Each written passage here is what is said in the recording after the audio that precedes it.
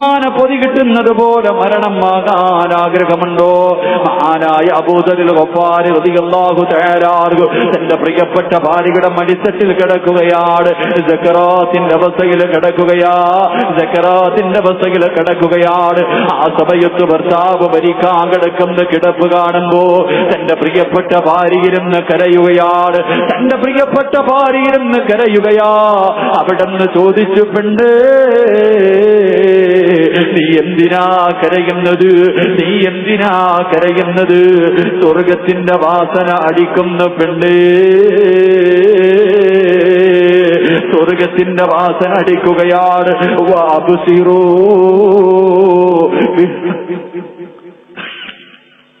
വഅബ്സിറൂ ഫിൽ ജന്നത്തില്ലതീ കുന്തും തൂഅദൂൻ.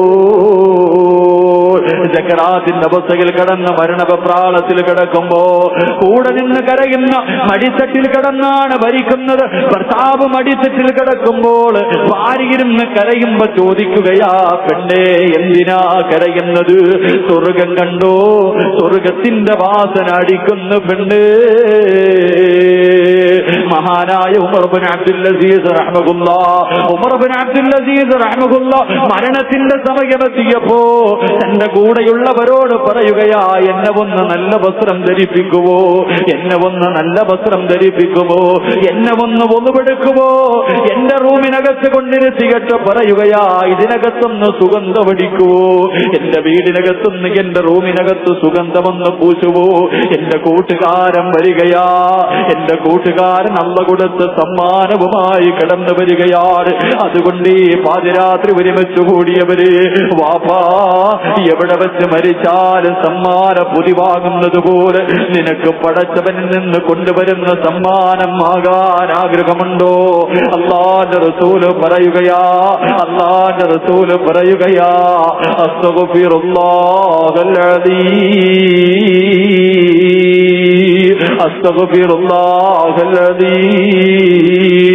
ഈ ദിക്ർ നീ അധികരിപ്പിക്കടേ. മരിക്കുന്ന സമയത്ത് ലാ ഇലാഹ ഇല്ലല്ലാഹ് എന്ന് പറയാ നിന്റെ നാവ് പൊങ്ങണോ? അത് പറയാ നിന്റെ നാവ് പൊങ്ങണോ? ജീവിക്കുന്നതിന് വേണ്ടിയല്ല ഉപ്പാ ഈ കഷ്ടപ്പെടുന്നത് മുഴുവൻ. ഏത് 2 റക്അത്ത് നിസ്കരിച്ചാൽ, ഏത് നല്ല കാര്യം ചെയ്താൽ നീ ആ സമയത്ത് കരഞ്ഞുകൊണ്ട് അല്ലാഹുവോട് ചോദിക്കുന്നതല്ലാ, എന്തു മറന്നാൽ ലാ ഇലാഹ ഇല്ലല്ലാഹ് പറയാ മറപ്പിക്കല്ല റബ്ബേ. അല്ലാഹുവിന്റെ റസൂല് പറയുകയാ, അസ്തഗ്ഫിറുല്ലാഹ് എന്ന ദിക്ർ അധികരിപ്പിച്ചാ മരിക്കുന്ന സമയമുണ്ടല്ലോ, അസ്റായിൽ സമ്മാന പൊതിയുമായി മരണമായി കടന്നു വരുമ്പോ, വിളിക്കാത്ത അതിഥി നിന്റെ മുന്നിലേക്ക് കടന്നു വരുമ്പോ നിനക്ക് ലാ ഇലാഹ ഇല്ലല്ലാഹ് പറഞ്ഞ് മരിക്കാനുള്ള ഭാഗ്യമാ.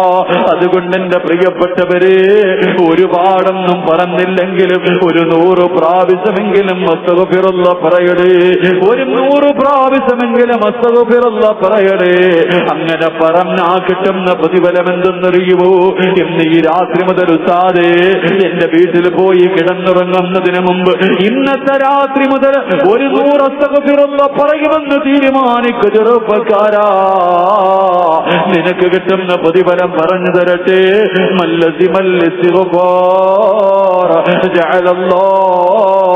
അല്ലാഹുവിന്റെ പ്രവാചകം പറയുകയാണ്, ഏതെങ്കിലും ഒരു മനുഷ്യൻ 100 പ്രാവശ്യം അസ്തഗ്ഫിറുല്ലാഹ് പറഞ്ഞാ ഇടുങ്ങിയ ജീവിതമല്ല കൊടുക്കൂല, നിന്നെ ഒറ്റപ്പെടുത്തൂല. അല്ലാഹുവിന്റെ റസൂല് പറയുകയാണ്, ഇടുങ്ങിയ ജീവിതം പടച്ചവൻ നിനക്ക് തരൂല. അസ്തഗ്ഫിറുല്ലാഹ് പറഞ്ഞാ കിട്ടുന്ന 2ാമത്തെ പ്രതിഫലമെന്ത്? താങ്ങാൻ കഴിയാത്ത വേദന നിനക്ക് തരൂല.